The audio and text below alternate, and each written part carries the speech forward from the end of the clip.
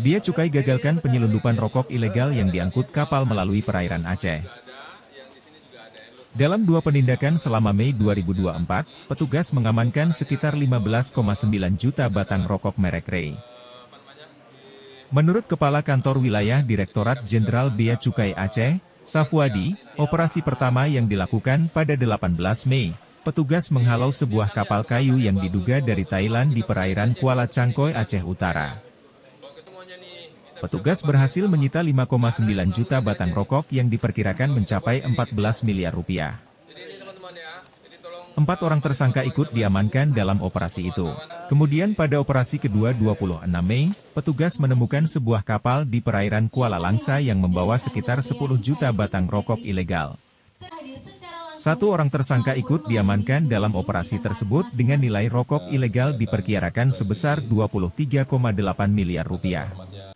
Dari dua penindakan, total barang bukti yang berhasil diamankan, yaitu 15,9 juta batang rokok ilegal tanpa dilekati pita cukai. Total perkiraan nilai barang yang disita lebih dari 37,8 miliar rupiah dan potensi kerugian negara yang berhasil diselamatkan sebesar lebih dari 50 miliar rupiah.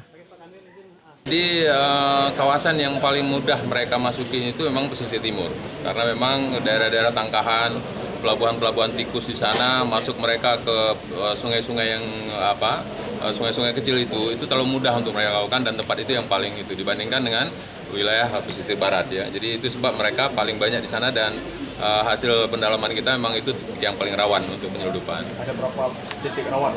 Banyak sekali. Jadi kita terus bergerak karena sungai-sungai kecil. Jadi setiap kali mereka masuk ke sungai utama, mereka langsung masuk ke sungai-sungai kecil. Jadi itu yang paling banyak di pesisir timur kita. Oh, jadi pendaratan itu nggak di pesisir, tapi di hulu. Mereka masuk ke dalam. Jadi setelah mereka masuk ke Bangka, ke hutan bakau segala macam, udah sulit sekali kita mendetek mereka. Makanya kita kapal patroli kita sering menegah mereka sebelum masuk ke sungai-sungai yang banyak alur tikusnya itu. Kini 5 tersangka telah dilimpahkan ke Kejaksaan Tinggi Aceh untuk menjalani proses hukum.